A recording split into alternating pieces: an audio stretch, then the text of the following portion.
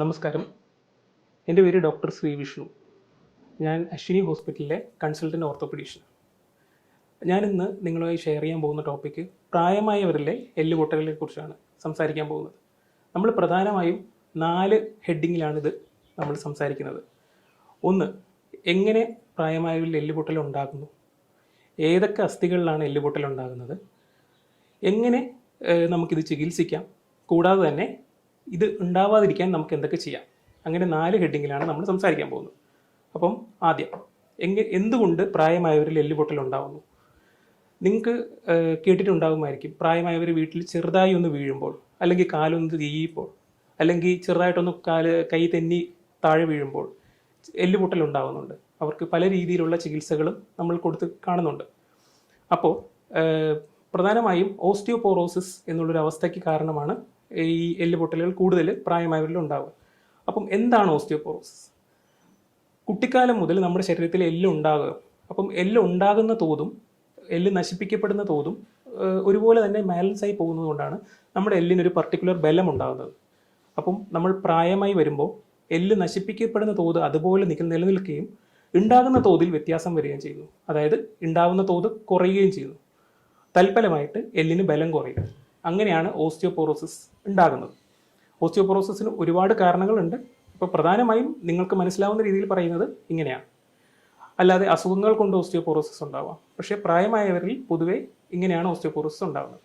അതിൽ പ്രധാനമായും സ്ത്രീകളിൽ വളരെ നേരത്തെ ഓസ്റ്റിയോപോറോസിസ് ഉണ്ടാകും. അതായത് 50 വയസ്സ് ആകുമ്പോഴത്തേക്കും ആർത്തവ വിരാമം ഉണ്ടാകും. അപ്പം ശരീരത്തിലെ ഈസ്ട്രജൻ എന്നുള്ളൊരു ഹോർമോണിൻ്റെ അളവിൽ വ്യത്യാസം വരുന്നു. ഹോർമോൺ കുറയുന്നു. അപ്പം എല്ലിൽ ബലം കുറയുന്നു. തൽഫലമായിട്ട് ഓസ്റ്റിയോപോറോസിസ് ഫ്രാക്ചറുകൾ ഉണ്ടാകാനുള്ള സാധ്യതകൾ വർദ്ധിക്കുന്നു. അതുപോലെ പുരുഷന്മാരിൽ 65 വയസ്സിന് കൂടുതലുള്ള ആൾക്കാർക്ക് ഇതുപോലെ എല്ലിന് ബലം കുറയുകയും ഫ്രാക്ചർ ഉണ്ടാകാനുമുള്ള സാധ്യതയുണ്ട്. ഓക്കെ, ഇതാണ് പ്രധാനമായുള്ള കാരണം. പിന്നെ ഫ്രാക്ചർ ഉണ്ടാകുന്നത് എങ്ങനെയെന്ന് പറഞ്ഞാൽ വീഴ്ചകളിലൂടെയാണ് ഫ്രാക്ചർ ഉണ്ടാകുന്നത്. അപ്പം വീഴ്ചകൾ ഉണ്ടാകാൻ പല പല കാരണങ്ങളുണ്ടാകും. പ്രായമായവരിൽ ഷുഗർ ഉള്ളവരിൽ കാഴ്ചയ്ക്ക് പ്രശ്നം വരാം. അതായത് തിമിരം എന്നൊക്കെ കേട്ടിട്ടില്ലേ? അപ്പം തിമിരം ഉണ്ടായാൽ കാഴ്ചയ്ക്ക് പ്രശ്നം വരുമ്പം നടക്കുന്ന സമയത്ത് തട്ടി വീഴാനോ കാര്യങ്ങളൊക്കെ സാധ്യതയുണ്ട്. അതുപോലെ തന്നെ ഡയബറ്റിസ് കൊണ്ടുണ്ടാകുന്ന കാഴ്ച എഫക്റ്റ് ചെയ്യുന്ന ഡയബറ്റിക് റെറ്റിനോപ്പതി എന്നുള്ള കണ്ടീഷൻസ് ഒക്കെ ഉണ്ടാകും. ഇത് തൽഫലമായിട്ടും വീഴ്ചകൾ ഉണ്ടാവുകയും ഫ്രാക്ചർ ഉണ്ടാവുകയും ചെയ്യാം. പിന്നെ ഡയബറ്റിസ് അല്ലാതെ വേറെ കാര്യങ്ങൾ വരുമ്പോൾ നമ്മുടെ മസിലിൻ്റെ ബാലൻസ് നഷ്ടപ്പെടുക. പ്രായമായവരിൽ മസിൽ ബാലൻസ് നഷ്ടപ്പെടുന്ന പല പല അസുഖങ്ങളുണ്ട്. നിങ്ങളെല്ലാവരും ഈ കഴുത്തിൻ്റെ എല്ല് തേയ്മാനത്തെക്കുറിച്ചൊക്കെ കേട്ടിട്ടുണ്ടാവുമല്ലോ. സെർവൈക്കൽ സ്പോണ്ടിലോസിസ് തുടങ്ങിയ സാധനങ്ങൾ വരുമ്പോൾ, കഴുത്തിൻ്റെ എല്ലിൽ തേയ്മാനം വരുമ്പോൾ നമ്മുടെ സുഷുമ്നാ നാഡിയിൽ അത് എഫക്റ്റ് ചെയ്തിട്ട് ബാലൻസിനൊക്കെ എഫക്റ്റ് ചെയ്യുന്ന രീതിയിൽ പ്രോബ്ലം ഉണ്ടാവാം. പിന്നെ ഞരമ്പുകളുടെ പ്രോബ്ലം, ന്യൂറോപ്പതി എന്നൊക്കെ പറയുന്ന കണ്ടീഷൻ. ചില ആൾക്കാർ പറഞ്ഞു കേൾക്കാം, രാവിലെ ചെരുപ്പിട്ട് പോയി വൈകുന്നേരം ആകുമ്പോൾ ചെരുപ്പ് കാണാനില്ല, അങ്ങനെയൊക്കെ പറഞ്ഞു കേൾക്കുന്നുണ്ടാവുമല്ലോ. അപ്പോൾ അതുപോലത്തെ കണ്ടീഷനുള്ള ആൾക്കാരിൽ തട്ടിയും തടഞ്ഞും ഒക്കെ വീഴാനുള്ള സാധ്യത കൂടുതലാണ്. അപ്പം ഇതൊക്കെ കൊണ്ടാണ് സാധാരണഗതിയിൽ പ്രായമായവരിൽ ഫ്രാക്ചർ ഉണ്ടാകാനുള്ള കാരണങ്ങൾ. അപ്പോൾ നമ്മൾ ഒന്നാമത്തെ ഹെഡിങ് കഴിഞ്ഞു, എന്തുകൊണ്ട് ഫ്രാക്ചറുകൾ കൂടുതലായി പ്രായമായവരിൽ ഉണ്ടാകുന്നു. രണ്ടാമത്തെ, ഏതൊക്കെ എല്ലുകളാണ് കോമൺ ആയിട്ട് ഫ്രാക്ചർ ഉണ്ടാവുക എന്നാണ്. നമ്മൾ വീഴുന്നതിനനുസരിച്ചാണ് എല്ലുകളുടെ ഫ്രാക്ചറിൻ്റെ ലൊക്കേഷൻ നമുക്ക് തീരുമാനിക്കാൻ പറ്റും. അതായത് കൈകളിലും കാലുകളിലും നട്ടലിലുള്ള ഫ്രാക്ചറുകളാണ് കൂടുതലായി നമ്മൾ കാണപ്പെടുന്നത്. അപ്പം ആദ്യം ഉണ്ടാകുന്നത് കൈകളിലുള്ള ഫ്രാക്ചർ. തട്ടിത്തടഞ്ഞ് വീഴുമ്പോൾ കൈ കുത്തി വീണ് കഴിഞ്ഞാൽ കയ്യിലെ റിസ്റ്റ് ജോയിൻറ്റ്, ഈ ജോയിൻറ്റിനടുത്ത് ഫ്രാക്ചർ ഉണ്ടാവും. അത് റിസ്റ്റ് ഫ്രാക്ചർ ഉണ്ടാവും. അതായത് റേഡിയസ് എന്ന് പറയുന്ന എല്ലിൻ്റെ അറ്റഭാഗത്തുള്ള ഫ്രാക്ചറാണ് കോമൺലി നമ്മൾ കണ്ടുവരിക. പിന്നെ ചരിഞ്ഞ് വീഴുക, ഷോൾഡർ ഇടിച്ച് വീഴുന്ന സമയത്ത് ഷോൾഡർ ജോയിൻറ്റിന് അടുത്തായിട്ടുള്ള അസ്ഥിയുടെ ഫ്രാക്ചർ ഉണ്ടാവും. പിന്നെ മൂന്നാമതുണ്ടാകുന്ന ഫ്രാക്ചർ എന്ന് പറഞ്ഞു കഴിഞ്ഞാൽ ഇരുന്ന് വീഴുക. അതായത് തട്ടി തടഞ്ഞ് ബാത്റൂമിലോ അല്ലെങ്കിൽ മറ്റു സ്ഥലങ്ങളിലോ ഇരുന്ന് വീഴുമ്പോഴത്തേക്കും നട്ടലിന് ഫ്രാക്ചർ ഉണ്ടാകുന്നുണ്ട്. അതും കോമണായി ഉണ്ടാകുന്നതാണ്. പിന്നെ ഏറ്റവും കോമണും നല്ല ബുദ്ധിമുട്ടും ഉണ്ടാകുന്നൊരു ഫ്രാക്ചറാണ് നടന്നു പോകുന്ന വഴിയിൽ ചരിഞ്ഞ് വീഴുമ്പോൾ ഉണ്ടാകുന്ന ഇടുപ്പിൻ്റെ എല്ലിൻ്റെ ഫ്രാക്ചർ. അതായത് നമ്മുടെ തുടയെല്ലിൻ്റെ മുകൾ ഭാഗത്തായിട്ടുണ്ടാകുന്ന ഫ്രാക്ചർ. ഇത് ഏകദേശം 90% കേസുകളിലും ഓപ്പറേഷൻ തന്നെ വേണ്ടി വന്നേക്കാവുന്ന ഫ്രാക്ചറുകളാണ് ഈ തുടങ്ങിയ ഫ്രാക്ചർ. അപ്പോൾ എൻ്റെ രണ്ടാമത്തെ ഹെഡിങ് ഇവിടെ പൂർത്തിയായി. അതായത് ഏതൊക്കെ അസ്ഥികൾ എന്നുള്ളത്. ഒന്ന് റിസ്റ്റിൻ്റെ ഫ്രാക്ചർ, ഒന്ന് ഷോൾഡറിൻ്റെ ഭാഗത്തുള്ള ഫ്രാക്ചർ, ഒന്ന് നട്ടലിൻ്റെ, ഒന്ന് ഇടുപ്പിൻ്റെ. ഇനി അടുത്തത് ഇതിൻ്റെ എല്ലാം ചികിത്സകളാണ്. അപ്പം നിങ്ങൾക്ക് എല്ലാവർക്കും ഒരു അവബോധം തരാനുള്ളതെന്ന് വെച്ചാൽ, നമുക്കെല്ലാവർക്കും ഇതുപോലത്തെ ഇഞ്ചുറീസ് ഉണ്ടാകുമ്പം പൊതുവേ ഉള്ളൊരു സ്വഭാവം അവിടെ തിരുമ്മുക, മസാജ് ചെയ്യുക. അതാണ് വീട്ടിലുള്ള സാധനങ്ങളെല്ലാം വെച്ച് കുഴമ്പെല്ലാം വെച്ച് മസാജ് ചെയ്യുന്ന ഒരു പ്രവണത കാണാറുണ്ട്. അതൊരിക്കലും നിങ്ങൾ ചെയ്യരുത്. കാരണം വെച്ചാൽ മസാജ് ചെയ്യുകയാണെന്നുണ്ടെങ്കിൽ അവിടെ കൂടുതൽ പ്രോബ്ലംസ് ഉണ്ടാക്കും. ഒന്ന്, ഈ ഉപയോഗിക്കുന്ന എണ്ണയിൽ നിന്നുള്ള ടോക്സിക് ആയിട്ടുള്ള സംഭവങ്ങൾ സ്കിന്നിന് ഇറിറ്റേഷൻ ഉണ്ടാക്കും. അപ്പോൾ രണ്ടാമത് നമ്മളിനി ഒരു ഓപ്പറേഷൻ ചെയ്യുകയോ എന്തെങ്കിലും സർജറി ചെയ്യാൻ പോകുമ്പോൾ സ്കിന്ന് വഷളാവാൻ ചാൻസ് ഉണ്ട്. അതുപോലെ തന്നെ മസാജ് ചെയ്യുമ്പം അവിടെ അടുത്തുള്ള ഞരമ്പുകൾക്കോ ഒക്കെ പ്രശ്നങ്ങൾ ഉണ്ടാവാൻ സാധ്യതയുണ്ട്. അതുകൊണ്ട് സ്വയം ചികിത്സ പൊതുവെ ഒഴിവാക്കുകയാണ് വേണ്ടത് എല്ലാ തരത്തിലുള്ള ഫ്രാക്ചറുകളിലും. ഇനി ഒന്നാമത് ഓരോ ഫ്രാക്ചറായിട്ട് നമുക്ക് ശ്രദ്ധിക്കാം. ആദ്യമായിട്ട് റിസ്റ്റിലുണ്ടാകുന്ന ഫ്രാക്ചറുകൾ. കൈ കുത്തി വീഴുന്ന ഒരാൾ വീട്ടിൽ വന്നു, കയ്യിൽ ഇവിടെ വേദന പറഞ്ഞു. അപ്പം റിസ്റ്റിന് നമുക്ക് വേദനയുണ്ട്, കയ്യിൽ കാണുമ്പോൾ ഒരു വളവോ കാര്യങ്ങളോ ഒക്കെ തോന്നുന്നുണ്ട്. അങ്ങനെയാണെന്നുണ്ടെങ്കിൽ നമുക്ക് വീട്ടിൽ ചെയ്യാവുന്ന കാര്യങ്ങൾ ആദ്യമേ ഐസ് വെക്കാൻ പറ്റും. ആ ഫ്രാക്ചർ ഉണ്ടായ സ്ഥലത്ത് ഒരു ഐസ് പാക്ക് വെക്കുന്നത് നന്നായിരിക്കും. അതുപോലെ തന്നെ കയ്യിൽ വളരെ മുറുക്കമില്ലാത്ത രീതിയിൽ ഒരു കാർഡ്ബോർഡോ അല്ലെങ്കിൽ ഒരു പലകയോ വെച്ചിട്ട് പതുക്കെ ഒന്ന് കെട്ടുക, അടുത്ത ആശുപത്രിയിലേക്ക് എത്തിക്കുക. ഇതാണ് നമുക്ക് വീട്ടിൽ ചെയ്യാൻ പറ്റുന്ന കാര്യം. ഒട്ടും ടൈറ്റ് ആക്കാൻ പാടില്ല, വളരെ ലൂസായിട്ട് കെട്ടുക, എന്നിട്ട് നേരെ ആശുപത്രിയിലേക്ക് എത്തിക്കുക. ഇതാണ് റിസ്റ്റിൻ്റെ ഫ്രാക്ചറിൽ നമ്മൾ ശ്രദ്ധിക്കേണ്ട കാര്യം. പിന്നെ രണ്ടാമത് വരുമ്പം കയ്യിൽ ഷോൾഡറിൻ്റെ എല്ല് പൊട്ടൽ. കയ്യിൽ ഷോൾഡറിൻ്റെ എല്ല് പൊട്ടൽ വരുന്ന സമയത്ത് നമ്മൾ വീട്ടിൽ ചെയ്യാവുന്ന കാര്യം എന്ന് വെച്ചാൽ ഒരു തുണി എടുക്കുക, കഴുത്തിലൂടെ ഇടുക, എന്നിട്ട് കയ്യിൽ ഒരു സാധനം ഉണ്ടാക്കുക കൈ തൂക്കിയിടാനായിട്ട്, എന്നിട്ട് വേഗം ആശുപത്രിയിലേക്ക് എത്തിക്കുക. അതാണ് ഷോൾഡറിൻ്റെ കേസിൽ വരുന്നത്. പിന്നെ നടുവിടിച്ച് വീഴുന്ന ഒരാളിൽ വരുന്ന സംഭവം, നടുവേദന പറയുകയാണെങ്കിൽ ഒരു കാരണവശാലും അയാളെ തറയിൽ നിന്ന് എഴുന്നേൽപ്പിക്കാൻ പാടില്ല. വേഗം ഒരു ആംബുലൻസ് വിളിക്കുക, അയാളെ കിടക്കുന്ന അവസ്ഥയിൽ തന്നെ ആംബുലൻസ് സ്ട്രെച്ചറിൽ കയറ്റി ഹോസ്പിറ്റലിൽ എത്തിക്കുക. കാരണം നട്ടലുകൾക്ക് എന്തെങ്കിലും പരിക്ക് പറ്റിക്കഴിഞ്ഞാൽ ആൾ വേഗം എഴുന്നേൽക്കുകയാണെന്നുണ്ടെങ്കിൽ കാലുകൾ തളർച്ച വരാനുള്ള സാധ്യത വളരെ കൂടുതലാണ്. അത് ചിലപ്പോൾ ഓപ്പറേഷനിലോട്ടൊക്കെ എത്തിക്കാൻ സാധ്യതയുണ്ട്. അതുപോലെ തന്നെ ഇടുപ്പിൽ എല്ല് വേദന വരികയാണെന്നുണ്ടെങ്കിൽ ഒരു കാരണവശാലും അവരെ എഴുന്നേൽപ്പിക്കരുത്, നേരെ ഒരു സ്ട്രെച്ചറിൽ കയറ്റി ആശുപത്രിയിൽ എത്തിക്കുക.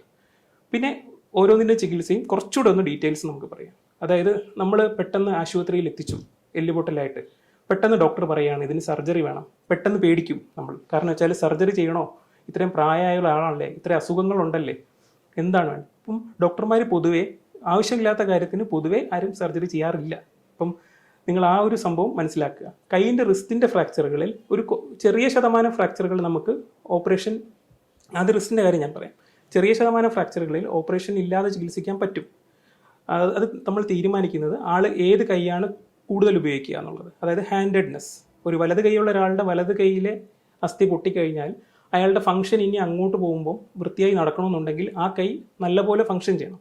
അപ്പോൾ അതിന് കൊടുക്കാവുന്ന ഏറ്റവും ബെസ്റ്റ് ട്രീറ്റ്മെൻറ്റ് നമ്മൾ കൊടുക്കണം. പിന്നെ ഇടത് കൈയിലുള്ള ഫ്രാക്ചറാണ്, ഒരുപാട് പ്രായമായ ഒരാളാണ്, ആൾക്ക് ആ കൈ അധികം കാര്യമായിട്ട് ഉപയോഗിക്കുന്നില്ല എന്നുണ്ടെങ്കിൽ നമുക്ക് അതിനനുസരിച്ചുള്ള ട്രീറ്റ്മെൻറ്റ് രീതികൾ ചെയ്യാം. രണ്ടാമത് സർജറിക്ക് ഓപ്ഷൻ തീരുമാനിക്കുന്നത് എങ്ങനെയാണെന്ന് വെച്ചാൽ, കയ്യിൽ റിസ്റ്റിൽ ഫ്രാക്ചർ ഉണ്ടായി, ആൾ വന്നു, ആളുടെ പിന്നെ അസുഖങ്ങൾ ഒരുപാട് കൺട്രോൾ ചെയ്യാൻ പറ്റാത്ത രീതിയിലുള്ള ഹൃദയത്തിൻ്റെ അസുഖങ്ങൾ, കിഡ്നി സംബന്ധമായിട്ടുള്ള അസുഖങ്ങൾ, ബ്ലഡ് ക്ലോട്ട് ചെയ്യാതിരിക്കാനുള്ള അവസ്ഥകളോ അങ്ങനെയൊക്കെ ഉള്ളവരിൽ നമ്മൾ സർജറിക്ക് അധികം നിർബന്ധിക്കാറില്ല, അല്ലാത്ത രീതിയിൽ പ്ലാസ്റ്റർ ഇട്ട് ചികിത്സിക്കാൻ പറ്റും. പക്ഷെ അങ്ങനെ ചികിത്സ ചെയ്യുമ്പോൾ നമ്മൾ അതിൽ കൊണ്ടുണ്ടാകുന്ന കോംപ്ലിക്കേഷൻസിനെ അക്സെപ്റ്റ് ചെയ്തുകൊണ്ട് തന്നെ ഈ സർജറിയിലേക്ക് പോകേണ്ടി വരും. അടുത്ത റിസ്റ്റ് ഫ്രാക്ചറുകളിൽ സർജറി നമ്മൾ ഡിമാൻഡ് ചെയ്യുന്നുള്ളത് എക്സ്റേയുടെ തീരുമാനം അനുസരിച്ച് അത് ഡോക്ടർ നിർണ്ണയിക്കുന്നതാണ്. അതായത് ജോയിൻറ്റിനടുത്തേക്കുള്ള പൊട്ടലുകളാണെന്നുണ്ടെങ്കിൽ അത് ചുരുങ്ങാനുള്ള സാധ്യത വളരെ കൂടുതലാണ്. അങ്ങനെയുള്ളവരിൽ റിസ്റ്റ് ഫ്രാക്ചറിൽ നമ്മൾ സർജറി ചെയ്യുന്നതാണ്. കുറച്ച് ഫ്രാക്ചറുകൾ എന്തായാലും ഓപ്പറേഷൻ ഇല്ലാതെയും ഓപ്പറേഷൻ ചെയ്തും ചികിത്സിക്കാൻ പറ്റും. അപ്പം അത് ഡോക്ടർ പറയുമ്പോൾ നമ്മൾ അതനുസരിച്ച് തീരുമാനമെടുക്കുക. പിന്നെ ചില ആളുകളിൽ സെക്കൻഡ് ഒപ്പീനിയൻ എടുക്കുന്നൊരു സ്വഭാവമുണ്ട്. അപ്പോൾ സെക്കൻഡ് ഒപ്പീനിയൻ എടുക്കുമ്പോൾ ഒരു ഓർത്തോപീഡീഷ്യൻ്റെ അടുത്ത് തന്നെ പോവുക, അല്ലാതെ മറ്റ് മുറി വൈദ്യന്മാരുടെ അടുത്ത് പോയി സെക്കൻഡ് ഒപ്പീനിയൻ എടുത്ത് കൈ കേടാക്കാതിരിക്കുക. രണ്ടാമത് ഷോൾഡറിൽ പ്രശ്നം വരുമ്പോൾ, ഷോൾഡറിൻ്റെ പ്രോബ്ലം ഏകദേശം ഒരു 80% കേസുകളിൽ നമുക്ക് വേണമെന്നുണ്ടെങ്കിൽ ഓപ്പറേഷൻ ഇല്ലാതെ ചികിത്സിക്കാൻ പറ്റുന്ന ഫ്രാക്ചേഴ്സ് ആണ് കോമൺ ആയി കാണാറുള്ളത്. പക്ഷേ കുഴ തെറ്റുക, ഫ്രാക്ചർ പൊട്ടി കുഴ തെറ്റിയിരിക്കുക, അങ്ങനത്തെ കേസുകളിലൊക്കെ നമുക്ക് സർജറി ചെയ്യേണ്ടി വന്നേക്കാം. അത് സർജറികൾ പലതരത്തിലുണ്ട്, അത് ഡോക്ടർ നിർണ്ണയിക്കുന്ന പോലെ അത് ചെയ്യാൻ പറ്റും. പിന്നെ മൂന്നാമതുണ്ടാകുന്ന ഫ്രാക്ചർ നട്ടലിലുള്ള ഫ്രാക്ചറുകൾ. നട്ടലിലുള്ള ഫ്രാക്ചറുകൾ നമ്മൾ പ്രത്യേകം ശ്രദ്ധിക്കേണ്ടതാണ്. അതായത് ചിലപ്പോൾ നമ്മളൊരു പേഷ്യൻ്റ് വീണു. ഇപ്പോൾ എനിക്കൊരു പേഷ്യൻ്റ് ഉണ്ടായിരുന്നു, 65 വയസ്സുള്ള ലേഡി വീട്ടിൽ വീണു. അവർ നടുവേദനയായിട്ടാണ് ഒരു ലോക്കലുള്ള ഡോക്ടറിനെ കാണിച്ചു. അപ്പോൾ ആ ഡോക്ടർ പരിശോധിച്ചു, എക്സ്റേ എടുത്തു. എക്സ്റേ എടുത്തപ്പോഴത്തേക്കും എക്സ്റേയിൽ നോർമലാണ്, ഒരു കുഴപ്പമില്ല. അപ്പോൾ ആ ഡോക്ടർ പറഞ്ഞു ബെഡ് റെസ്റ്റ് എടുക്കുക, 3 ആഴ്ച ബെഡ് റെസ്റ്റ് എടുത്തതിന് ശേഷം ഒന്നുകൂടെ വരാൻ പറഞ്ഞു. അപ്പം ഈ പേഷ്യൻ്റ് ബെഡ് റെസ്റ്റ് എടുത്തില്ല, നടന്നു, വേദനയും വെച്ച് നടന്നു, ജോലികളൊക്കെ ചെയ്തു. 3 ആഴ്ചയ്ക്ക് ശേഷം അവരെന്നെ കാണിക്കാൻ വന്നു. അപ്പോൾ ഞാനൊരു എക്സ്റേ ഒന്നുകൂടെ റിപ്പീറ്റ് ചെയ്തു. അപ്പോൾ അതിൽ നട്ടൽ ചളുങ്ങിയിരിക്കുന്നതായി കാണുന്നു. അപ്പം നട്ടലിലെ പൊട്ടലുകൾ ശരിക്കും പറഞ്ഞാൽ ഒരു കമ്പ് ഒടിയുന്ന പോലെയല്ല നട്ടലൊടിയുന്നത്. നട്ടലൊടിയുന്നത് മിക്കവാറും ചളുങ്ങിപ്പോവുകയാണ് ചെയ്യുന്നത്. അപ്പം ഡോക്ടർ റെസ്റ്റ് പറഞ്ഞു കഴിഞ്ഞാൽ റെസ്റ്റ് എടുക്കുക തന്നെ വേണം. റെസ്റ്റ് എടുത്തതിന് ശേഷം മാത്രമേ നമുക്ക് ചെയ്യാൻ പറ്റുള്ളൂ. നട്ടലിൻ്റെ പ്രശ്നങ്ങളെല്ലാം ഒരു 75% കേസുകളിൽ നമുക്ക് ഓപ്പറേഷൻ ഇല്ലാതെ ചികിത്സിക്കാൻ പറ്റും. പക്ഷേ കാലിൽ തളർച്ച വരിക, മൂത്രവും മലവും അറിയാണ്ട് പോവുക, അങ്ങനെയുള്ള കേസുകളിലാണെന്നുണ്ടെങ്കിൽ നമുക്ക് അടിയന്തരമായിട്ടൊരു MRI സ്കാനും ഓപ്പറേഷനും ഒക്കെ വേണ്ടി വന്നേക്കാം നട്ടലിൻ്റെ പൊട്ടലുകൾ. പിന്നെ നടുവേദനയായിട്ട് നട്ടലിൻ്റെ പൊട്ടൽ, ചെറിയ വീഴ്ച വീണ് നട്ടലിൻ്റെ പൊട്ടലുണ്ടെന്ന് പറഞ്ഞ് നമ്മൾ റെസ്റ്റ് എടുക്കുമ്പോൾ ഡോക്ടർ കുറച്ച് ടെസ്റ്റുകൾ സജസ്റ്റ് ചെയ്യാറുണ്ട്. കാരണം വെച്ചാൽ ഈ ഓസ്റ്റിയോപോറോസിസ് മാത്രം തന്നെ ആവണമെന്നില്ല നട്ടലിന് പൊട്ടലുണ്ടാകുമ്പോൾ പ്രായമായവരിൽ നമ്മൾ ശ്രദ്ധിക്കേണ്ടത്. ചിലപ്പോൾ ചില ക്യാൻസറുകൾ, മൾട്ടിപ്പിൾ മൈലോമ പോലുള്ള അസുഖങ്ങൾ ഒക്കെ ഉണ്ടെങ്കിലും ഇതുപോലെ സംഭവിക്കാം. അപ്പം ഇതുപോലൊന്നും ഇല്ല എന്ന് ഉറപ്പുവരുത്താൻ ഡോക്ടർമാർ പറയുന്ന ടെസ്റ്റുകൾ എല്ലാവർക്കും വിധേയമാവണം. അപ്പം അതായത് സ്വയം ചികിത്സ ഒരു കാരണവശാലും പ്രൊമോട്ട് ചെയ്യാൻ പാടില്ല. എന്തായാലും ഒരു ഡോക്ടറിനെ കാണിച്ച് അതിന് തക്കതായുള്ള ചികിത്സയും ടെസ്റ്റുകളും നടത്തിയാലേ ശരിയാവുകയുള്ളൂ നട്ടലിൻ്റെ പൊട്ടലുകൾക്ക്. ഇനി അടുത്ത പറയാൻ പോകുന്നത് പ്രധാനപ്പെട്ടൊരു പ്രശ്നമാണ് ഇടുപ്പെല്ലിലുണ്ടാകുന്ന പൊട്ടലുകൾ. ഇടുപ്പെല്ലിലുണ്ടാകുന്ന പൊട്ടൽ എന്ന് പറഞ്ഞാൽ നമ്മൾ ഫീമർ എന്ന് പറയുന്നത്, അതല്ലെങ്കിൽ തുടയെല്ലിൻ്റെ മുകൾ ഭാഗത്താണ് സാധാരണഗതിയിൽ ഈ ചരിഞ്ഞ് വീഴുമ്പോൾ ഉണ്ടാകുന്ന ഫ്രാക്ചറുകൾ ഉണ്ടാകുന്നത്. ഇത് മിക്കപ്പോഴും 90% കേസുകളിലും നമുക്ക് ഓപ്പറേഷൻ കൂടാതെ ട്രീറ്റ് ചെയ്യാൻ പറ്റില്ല. അപ്പം നമ്മുടെ എല്ലാം വേണ്ടപ്പെട്ടവർക്ക് നമുക്ക് ഇതുപോലത്തെ ഒരു ഫ്രാക്ചർ ഉണ്ടാകുമ്പോൾ നമ്മുടെ മനസ്സിൽ വരുന്നത് ഓപ്പറേഷൻ ചെയ്യുമ്പോഴത്തേക്ക് അവർക്ക് എന്തെങ്കിലും സംഭവിക്കാമോ എന്നുള്ളൊരു ആശങ്കയാണ്. പക്ഷേ ഡെഫിനറ്റീവായിട്ടും ഇത് ഓപ്പറേഷൻ ചെയ്ത് തന്നെ ചികിത്സിക്കേണ്ട രീതിയിലുള്ള പൊട്ടലുകളായിരിക്കും വരിക.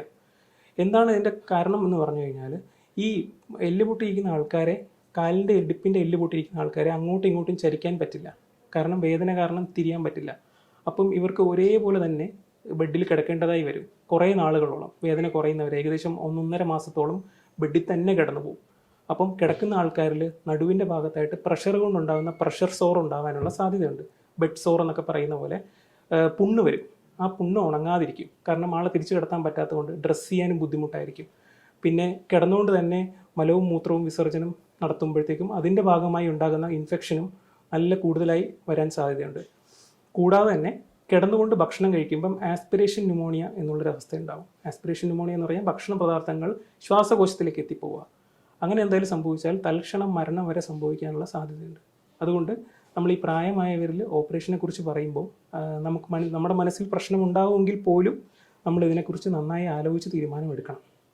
പിന്നെ ഉള്ള കാര്യം എന്ന് പറഞ്ഞു കഴിഞ്ഞാൽ, ഓപ്പറേഷൻ ചെയ്യുന്നതിന് മുമ്പായി അതിന് തക്കതായിട്ടുള്ള ഫിറ്റാണോ എന്ന് നോക്കിയിട്ട് മാത്രമേ എല്ലാവരെയും ഓപ്പറേഷൻ ചെയ്യുള്ളൂ. ഇപ്പോൾ കാർഡിയോളജിസ്റ്റിൻ്റെയും മറ്റ് ആവശ്യമായ സ്പെഷ്യലിസ്റ്റുമാരുടെ എല്ലാവരുടെയും ഒപ്പീനിയൻ എടുത്തതിന് ശേഷം മാത്രമേ നമ്മളൊരു സർജറി ആയിട്ട് മുന്നോട്ട് പോവുകയുള്ളൂ. അപ്പം ഇടുപ്പെല്ലിൽ പൊട്ടലുണ്ടാകുമ്പം നമ്മൾ പേടിക്കരുത്. ഡോക്ടർ പറയുന്ന കാര്യങ്ങൾ ആലോചിക്കുക, എന്നിട്ട് ഡോക്ടറുമായിട്ട് സംസാരിച്ച് വ്യക്തമായൊരു തീരുമാനത്തിലെത്തുക. ഒരിക്കലും പ്രായമായവരെ നമ്മൾ രക്ഷപ്പെടുത്താനായിട്ട് ഓപ്പറേഷനിൽ നിന്ന് രക്ഷപ്പെടുത്തി അവരുടെ ജീവിതം നരകതുല്യമാക്കാൻ ശ്രമിക്കരുത്. അത് എല്ലാവരും പ്രത്യേകം ശ്രദ്ധിക്കേണ്ട കാര്യമാണ്. ഓക്കെ, അപ്പോൾ നമ്മൾ പ്രധാനമായും 3 ഹെഡിങ് കഴിയും. എന്തുകൊണ്ട് ഫ്രാക്ചർ ഉണ്ടാകുന്നു, ഏതൊക്കെ തരത്തിലുള്ള എല്ലുകളാണ് ഫ്രാക്ചർ ഉണ്ടാകുന്നത്, എന്തൊക്കെ ട്രീറ്റ്മെൻറ്റുകൾ ഈ ഫ്രാക്ചറുകൾക്ക് ചെയ്യാൻ പറ്റുമെന്നുള്ളത്. ഇനി നമുക്ക് അടുത്ത് പറയാൻ പോകുന്നത് എങ്ങനെയൊക്കെ നമുക്കിത് പ്രിവെൻറ്റ് ചെയ്യാം. എന്തുകൊണ്ട് നമ്മൾ ആദ്യത്തെ ഇൻട്രൊഡക്ഷനിൽ പറഞ്ഞിട്ടുണ്ടായിരുന്നു, എല്ലുപൊട്ടൽ ഉണ്ടാകുന്നത് വീഴ്ചകൾ കൊണ്ടാണ് എല്ലുപൊട്ടൽ ഉണ്ടാകുന്നത്. അപ്പം എങ്ങനെ നമ്മുടെ വീട്ടിൽ വീഴ്ചകൾ തുടങ്ങാം? അപ്പം അതിനുള്ള പ്രതിവിധി വീട്ടിൽ നിന്ന് തന്നെ തുടങ്ങുക. വീട്ടിൽ നമ്മൾ ലൈറ്റ് എല്ലായിടത്തും ഉണ്ടെന്ന് ഉറപ്പ് വരുത്തുക. അറ്റ്ലീസ്റ്റ് വീട്ടിൽ എല്ലായിടത്തും ഒരു ബെഡ് സ്വിച്ച് വെക്കാനുള്ളൊരു രീതി ഉണ്ടാക്കുക. രാത്രിയിൽ ഇപ്പം മൂത്രമൊഴിക്കാൻ പോകണമെന്നെങ്കിലും അല്ലെങ്കിൽ ഭക്ഷണം കഴിക്കാനോ വെള്ളം കുടിക്കാനോ എണീക്കുന്നുണ്ടെങ്കിൽ വീട്ടിനടുത്ത് ബെഡിനടുത്തൊരു ബെഡ് സ്വിച്ച് ഫിറ്റ് ചെയ്യുക. അതാണ് ആദ്യം ചെയ്യേണ്ട കാര്യം. പിന്നെ വരാന്തകളിൽ ലൈറ്റുകൾ ഉണ്ടാക്കുക, വെളിച്ചം ഉണ്ടാവുക, വീടുകളിൽ മുഴുവൻ വെളിച്ചം ഉണ്ടാവുക. പിന്നെ അതാണ് നമ്മൾ ആദ്യമേ വീട്ടിൽ ചെയ്യാൻ പറ്റുന്ന കാര്യം. പിന്നെ ബാത്റൂമിൽ നിന്ന് എഴുന്നേൽക്കുന്ന സ്ഥലത്ത് ഒരു പിടി ഫിറ്റ് ചെയ്യുക. മിനിമം ചെയ്യാൻ പറ്റുന്ന കാര്യങ്ങളാണ് ഇതൊക്കെ. പിടി ഫിറ്റ് ചെയ്യുക. പിന്നെ സ്ലിപ്പായിട്ടുള്ള സ്ഥലങ്ങളിൽ ആൻറ്റി സ്ലിപ്പ് മാറ്റുകൾ ഉപയോഗിക്കുക. ഇതുപോലുള്ള കാര്യങ്ങൾ വീട്ടിൽ ചെയ്യേണ്ടത് അത്യാവശ്യമാണ്. പ്രായമായവരുള്ള വീട്ടിൽ നമുക്ക് ഒന്നും ഉണ്ടാവില്ല എന്ന് വിചാരിച്ച് നമ്മൾ ഒന്നും ചെയ്യാതിരിക്കരുത്. നമ്മൾ അതിനുള്ള പ്രിവെൻറ്റീവ് മാർഗ്ഗങ്ങൾ നമ്മൾ എപ്പോഴും ശ്രദ്ധിക്കുക. വെള്ളത്തിൽ കുട്ടികളൊക്കെ ഉള്ള വീട്ടിൽ വെള്ളം അവർ നിലത്തൊഴിക്കുന്നുണ്ടാവും. അതൊക്കെ ടൈംലി നമ്മൾ തുടച്ച് കളയണം. ഇല്ലെങ്കിൽ അവർ വീഴാനുള്ള സാധ്യതയാണ്. ഒന്ന് ചെറുതായൊരു വീഴ്ച വീണാൽ തന്നെ നമ്മുടെ ജീവിതത്തിൻ്റെ എല്ലാ സംഭവം, സാമ്പത്തിക ഭദ്രത ഉൾപ്പെടെ എല്ലാം നഷ്ടപ്പെടും. അതുകൊണ്ട് ഇത് നമ്മൾ പ്രധാനമായും ശ്രദ്ധിക്കണം. പിന്നെ രണ്ടാമത് പ്രിവെൻറ്റീവ് മാർഗ്ഗം എന്ന് പറയുന്നത് ഭക്ഷണക്രമത്തിലുള്ള മാർഗ്ഗങ്ങളാണ്. അതായത് വിശപ്പ് കുറയും പ്രായമായവരിൽ. അപ്പോൾ അവർക്ക് സപ്ലിമെൻറ്റ്സിൻ്റെ ആവശ്യം വരും. അപ്പം കാൽഷ്യം, വൈറ്റമിൻ ഡി തുടങ്ങിയ സാധനങ്ങളൊക്കെ ടാബ്ലറ്റ് രൂപത്തിലും അല്ലെങ്കിൽ സിറപ്പിൻ്റെ രൂപത്തിലും ഒക്കെ കഴിക്കേണ്ടതാണ്.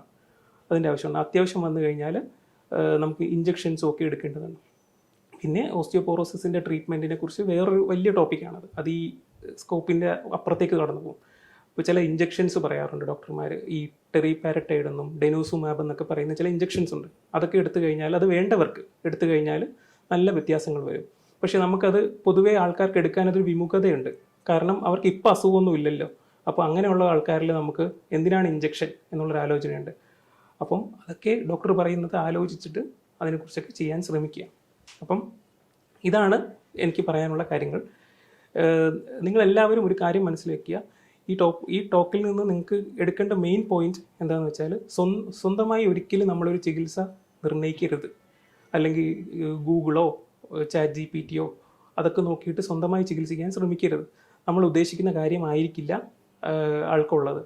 പിന്നെ രണ്ടാമത്തെ മെയിൻ പോയിന്റ് എന്ന് പറഞ്ഞാൽ, സെക്കൻഡ് ഒപ്പീനിയൻ എടുക്കാൻ പോകുമ്പം മുറിവൈദ്യന്മാരോടോ അടുത്തോ ഒന്നും പോയി സെക്കൻഡ് ഒപ്പീനിയൻ എടുക്കാൻ ശ്രമിക്കരുത്. ഇപ്പം ഒരു സ്പെഷ്യാലിറ്റിയെ കാണിച്ച് അയാൾ സർജറി പറയുകയാണെന്നുണ്ടെങ്കിൽ അതേ സ്പെഷ്യാലിറ്റിയിലുള്ള അയാളെക്കാൾ നല്ലതായി നിങ്ങൾക്ക് തോന്നുന്ന ഒരു സ്പെഷ്യലിസ്റ്റിൻ്റെ അടുത്ത് പോയിട്ട് സെക്കൻഡ് ഒപ്പീനിയൻ എടുക്കുക. ഒരു ചികിത്സ നിർദ്ദേശിക്കുമ്പോൾ അതിനെക്കുറിച്ച് നമ്മളും അറിഞ്ഞിരിക്കുക. ഡോക്ടറിനോട് ആവശ്യം പോലെ സംശയങ്ങൾ ചോദിക്കുക. ഇവിടെ എല്ലാവരും ഇതിന് ഉത്തരം പറയുന്നത്, എല്ലാ ഡോക്ടർമാരും അവരുടെ പേഷ്യൻസ് നന്നാവണമെന്ന് തന്നെയാണ് ആഗ്രഹിക്കുന്നത്. എല്ലാവരും റിസൾട്ടിനാണ് ഫോക്കസ് ചെയ്യുന്നത്. അപ്പം ഒരു ഡോക്ടറും അനാവശ്യമായി സർജറി ചെയ്യാൻ പറയുകയില്ല. മിക്കപ്പോഴും ഒരു 90% ആൾക്കാരും പറയില്ല. അപ്പം നിങ്ങളെല്ലാവരും ആലോചിച്ച് തീരുമാനം എടുക്കുക. എൻ്റെ ടോക്ക് കേട്ടതിൽ എല്ലാവർക്കും നന്ദി. നമസ്കാരം.